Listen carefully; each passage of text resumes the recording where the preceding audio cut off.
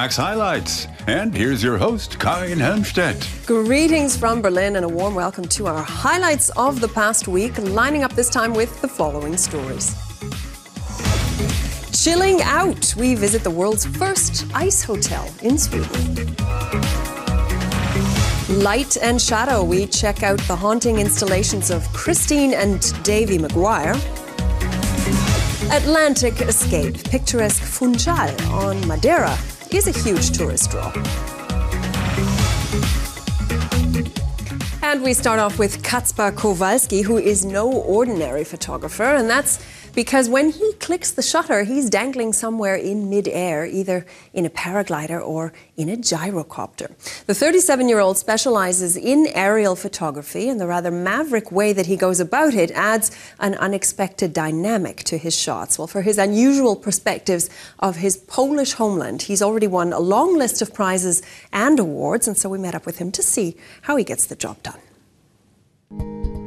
Magic, an autumn forest in the Kashubian region in northern Poland. Graphic, a snow-covered storage facility near Gdansk.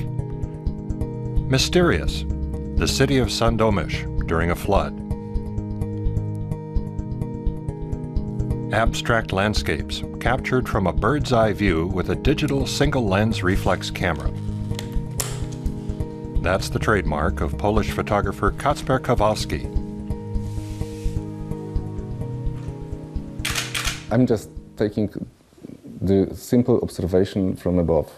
Those pictures are about features of our civilization. So this is like a portrait of civilization on example of Polish landscape. Kowalski worked as an architect for 4 years.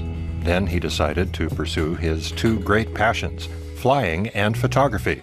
He quit his job and began taking professional aerial photographs. Whenever he can, Kowalski flies over his country in a gyroplane, an open cockpit mini helicopter. He has to prepare his flights carefully and do regular maintenance on the aircraft.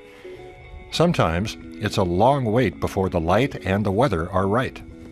The weather is unpredictable, and the forecast was good, and we should be able to fly, but it's raining, so I can fly. But it will be the same pleasure like riding motorcycle in the rain, so you can do it, but it's not comfortable. Once he's up in the sky, it's a kind of meditation. Another world, accessible only from the air, opens up. The 37-year-old photographer revisits some sites again and again in different seasons or at different times of day, like this beach on Poland's Baltic Sea coast. Kowalski's pictures tell little stories about the relationship between humans and nature. When I will see some feature of human activation, it can be at the beach, in the forest, in the winter, some sign imprinted in the landscape, then this is the interesting thing for me. And humans leaves traces all the time, and this is amazing. Kowalski has always been interested in places that are difficult to find and access. Industrial facilities, chemical plants, open cast mines. He flies over them and photographs things that no one would otherwise see. In 2014, he received a World Press Award for a selection of these pictures that he titled Toxic Beauty. I wanted to show to people places that are like a cost of our comfortable life, because we have energy in the cable in our house, and this means that somewhere this energy should be have to be produced. Toxic Beauty shows those places that we would like to push out from our imagination and our emotions. The interface between humans and landscape is the focus of Kowalski's new book called Side Effects.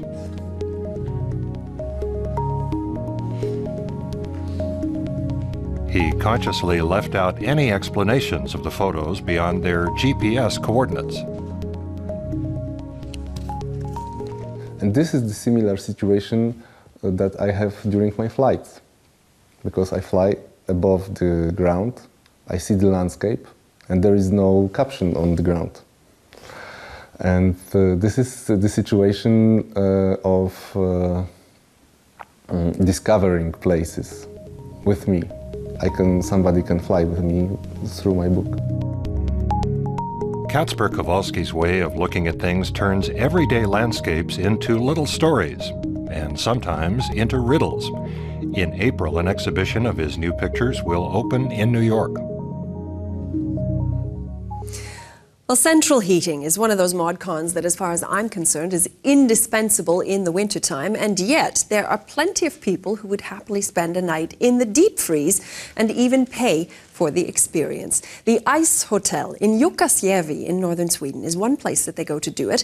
It got started 25 years ago, and since then numerous other ice hotels have of course sprung up in many parts of the world, but none of them really quite measures up to the original. It's winter in northern Sweden, 200 kilometers north of the Arctic Circle. Anna Öland is crossing the frozen Torna River on her way to the village of Jukkasjärvi and the world's first and biggest ice hotel. The photographer has an especially close relationship to this place. For years, she supervised the people who reshape the hotel every season, and she was an ice artist herself. In 2013, she published a photo book about the lodging. For me, the combination between the very friendly and warm people and the really cold environment of snow and ice, that combination, that creates magic. And I decided to make a book about it because I wanted to show the rest of the world what I feel, how much I feel for this place. Each of the approximately 60 ice rooms has been individually designed by artists. Light designers do their part to set the stage in each room. Everything here is made of ice or snow, except the mattresses and reindeer furs on the beds. The Ice Hotel is open from December until mid-April and draws 50,000 visitors each year. The architecture is beautiful and it's very cold, but it's nice. Yeah, I like it.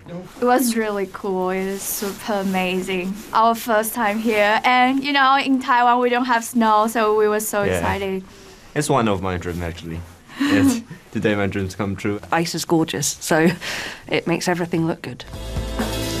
Each year, from October to December, a crew of about 100 builds the Ice Hotel anew. They use about 5,000 tons of ice and snow. Artists from around the world annually submit more than 100 designs, hoping to be given the task of creating one of the rooms. Anna Öland had her chance in 2012. It's really, really hard work. You don't work from 8 to 5. You work from 7 till 12 in the nighttime usually. So it's 24/7. And when you're done with your room or your art, then you're also done as an artist. The history of the Ice Hotel began in 1989. Ice artists at a workshop built an igloo to use as a bar. After a night of partying, some of the guests slept in it. A success story was born. Now there are many imitators around the world. One example is the Sorasniva Igloo Hotel in northern Norway. This is its 16th season. Only a little newer is the Lainio Snow Village in Finland. Here, even the restaurant is made of ice. Ice hotels are not limited to the Arctic either. Some of these crystal palaces are in the Alps or the Pyrenees. The snow hotel Grand Valera in Andorra even offers its guests a whirlpool in the middle of the ice. But the Ice Hotel in Jukkasjärvi still has the most guests. One very important thing is the Torna River, of course. It's very clean water. Just outside here, it runs very, very slowly in a very good way. So the ice will be of the best high quality. And also, one of the most important things, we have always trying to do something new. And we put a lot of effort on the art. A night in the ice hotel costs about 230 euros. Most visitors spend only one night in an ice room. Like Anna Erland, they spend the rest of their stay in the area in typical Swedish wooden houses. In the evening, Anna seeks out the ice hotel's own chapel. For her, it's this year's ice hotel's most beautiful room. This is the hotel's ice bar. The hotel itself has kept on developing over the past 25 years. When people think of Sweden, they think of Stockholm and the ice hotel. Now there's so many tourists coming to this area, and that makes that people can work here, people can live here. So I think that's really, really important. The temperature inside all the ice rooms is 5 below 0 Celsius. But that's cozy, almost toasty, compared to the 20 below outside the walls of ice.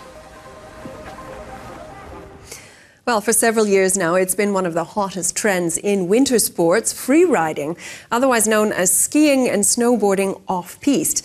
And as the ultimate expression of freedom, it's certainly not uncontroversial because of the potential dangers and environmental damage. And yet, every year, the number of freeriders does grow.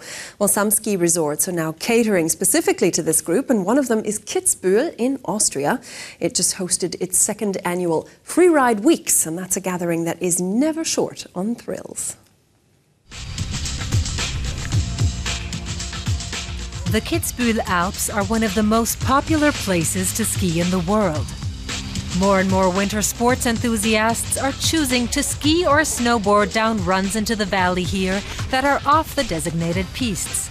Austrian Martin Winkler has been skiing off-piste since he was a boy. Today he's a star of the freeriding scene.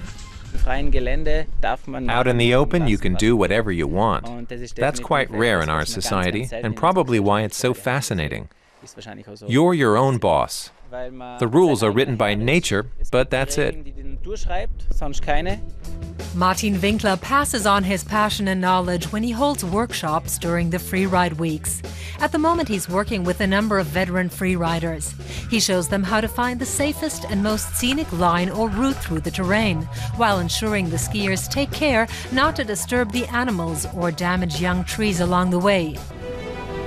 For Winkler, the most important thing is that the participants respect the mountains. The snow is never completely predictable, even for professionals, so everyone needs to be constantly aware of the danger of avalanche.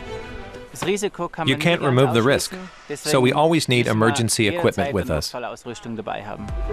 Part of the basic equipment is an electronic device that helps find skiers trapped after an avalanche. Before they're shoveled out, this avalanche probe is used to determine the victim's precise position. An inflatable rucksack that helps you stay above the snow during an avalanche is a vital piece of equipment. Kitzbühel only established itself as a freerider area in recent years. The Freeride Week, set up by Austrians Matthias Meyer and Matthias Hauenholder, entice people here from all over the world. Freeriders now make up 30% of the winter guests here. The extensive area offers a lot of possibilities for free riding. It's not just sloping meadows for beginners, but stuff for professionals too. By going with this trend, we naturally appeal to a younger age group that we wouldn't otherwise have had in Kitzbühel. After winning numerous international freestyle competitions as a youngster, Martin Winkler began concentrating more on filmmaking in 2006. It's important for his sponsors. To get images, he travels to all corners of the globe, including to the mountains of Alaska or to the Argentinian volcanoes.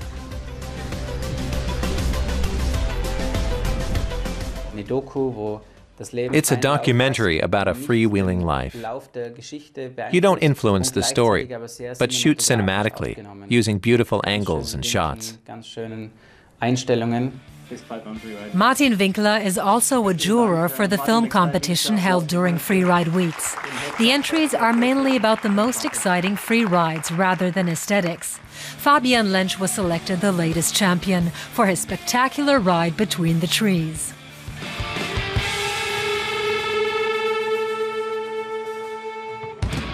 At the top, I had my doubts. I stood there and considered whether I should do it or not, but then I thought it'll be fine. As soon as you start, you don't think anymore. You're completely focused. That's the beautiful thing about skiing and free riding. Just skiing and staying healthy and enjoying life. Creativity, being close to nature, and the feeling of freedom all contribute to people's growing fascination with free riding.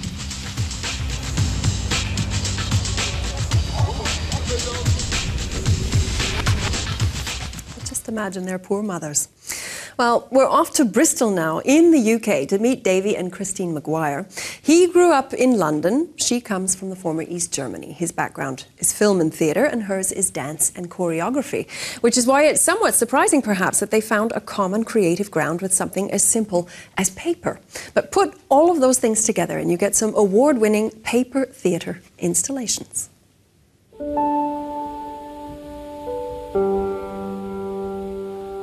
The Hunter, a theatrical installation in a setting made of paper. The character is torn between his obsession for hunting and his love of animals. The intricate paper diorama comes to life through projected animations, music and sound effects. Christine and Davy Maguire have been working together for around 10 years.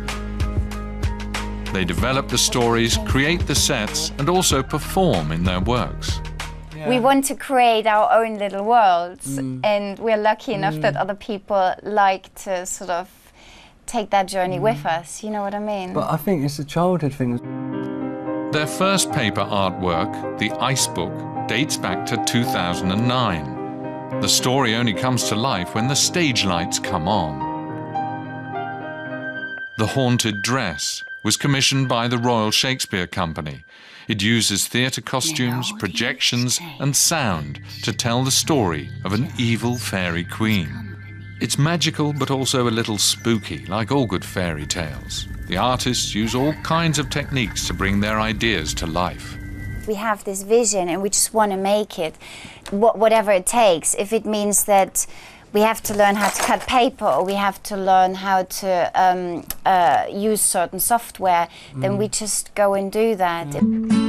Christine Maguire was born in Germany and used to be a dancer. Her husband, Davy, has a Sri Lankan background and grew up in London. He studied film and theatre. They created a video installation to tell the story of how they met. All the times we ran through fields, chasing dreams in our hearts. Yeah, yeah, yeah. She said, yeah. They knew from the start that they wanted to live and work together, but there were some differences at first. When I first met Christine, she's very frank. Because I'm German. Because it's a German thing, but that's interesting because British people tend to be a bit more diplomatic about things and then let something get to a point where they should have discussed it much earlier. And I think, and then it becomes a big problem, whereas Christine just puts me down all the time and I get used to it. Like some of the sinister element, doesn't it? Yeah. They've made a name for themselves in the art world. In London, gallery owner Sarah Long is an admirer. It becomes much less threatening. We've had our young British artists like Damien Hirst and, you know, Sarah Lucas, and their sort of ironical, cynical reaction to life. And here's the Maguires with this sort of rather childlike approach, which is very refreshing. Their work is also lucrative. These light installations, such as the miniature fairy in a preserving jar, can fetch over €4,000 in London and New York. In the real world, Christine and Davy Maguire sometimes find it hard to stop working. We had a strict policy of like not talking about work after 6 o'clock. Yeah, for a week we did it, I think, for about 2 weeks. Stopped again. But on the other hand, it's great. We've been invited all around the world and it's just us travelling with each other, which is really, really nice. The couple combined the traditional fairy tale with modern technology to create a magical world of light and shadows. And finally, the Portuguese island of Madeira lies about 730 kilometers off the coast of Morocco, and so it enjoys very moderate temperatures all year round. Well, the name of its capital city, Funcal, comes from the Portuguese word for fennel, which sailors found growing there when they discovered the island way back in the early 15th century. Well, today it's an oasis of rich vegetation and, of course, the perfect destination for sun-starved tourists. Funcal is the capital of the island of Madeira. It overlooks the Atlantic. The city's origins lie here, in the historical city center Santa Maria Maior. Over the years, this neighborhood fell into disrepair until locals decided to have numerous facades, doors, and entrances revamped by artists. Today, this street is one of the most attractive destinations in the city. It's a street with a lot of character and, what's more, poetry.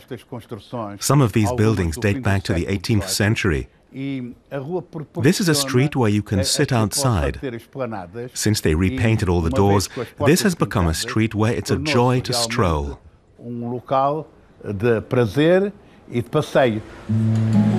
Funcal's famous market is located on the outskirts of the old city.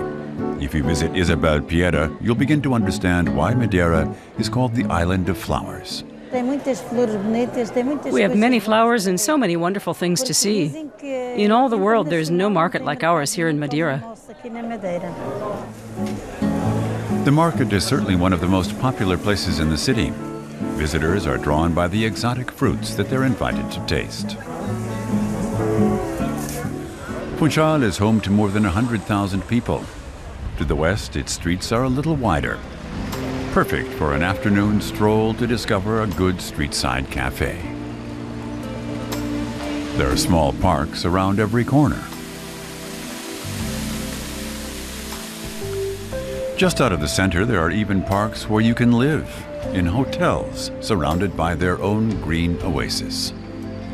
The Quinta da Casa Branca is a 5-star residence located on the site of a former banana plantation.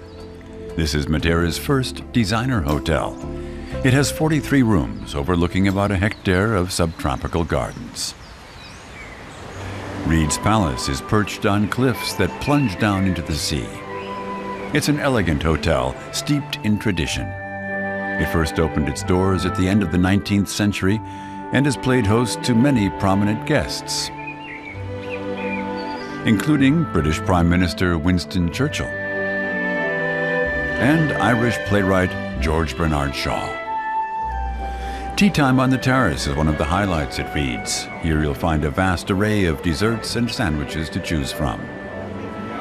And every day at 3 p.m., guests can choose from a selection of 12 different kinds of tea. Plants and trees thrive in the mild climate here. The sumptuous gardens of the Palheiro estate, 500 meters above sea level, are a spectacular sight. It's private property, but visitors are welcome. The garden was started in the early 1800s by the Conde Carvajal and was sold and bought by my husband's great-great-grandfather in 1885. And since then, all the generations of women have been tending to the gardens. Here you'll find flowers from all over the world. The estate has belonged to the Blandy family for generations. They've done well thanks to their Madeira wines. The family's wine cellar in the center of Funcal is also worth a visit. There are plenty of guided tours and wine tastings here. Madeira is a fortified wine, similar to port or sherry. It's left to ferment in oak barrels before being transferred to bottles. We have a dry wine, which is produced with a grape called Cercial, a medium dry, which is with the grape Verdelho, medium rich, which is Boal, and a rich, which is the Malmsey. Some visitors explore Funcal and its surroundings on foot, while others prefer to take in the sights from the cable cars that slowly travel up into the city. The view is just as lovely on the way down. But this might be the most entertaining way to descend, in a wicker sleigh. It takes just 10 minutes to glide down the 2-kilometer slope making the unique ride just one of many fun things to do in Funcal. And on that balmy note, it is time for us to sign off. So until we meet again, all the best from us here in Berlin, and thanks very much for watching. Tschüss, auf Wiedersehen, and bye-bye.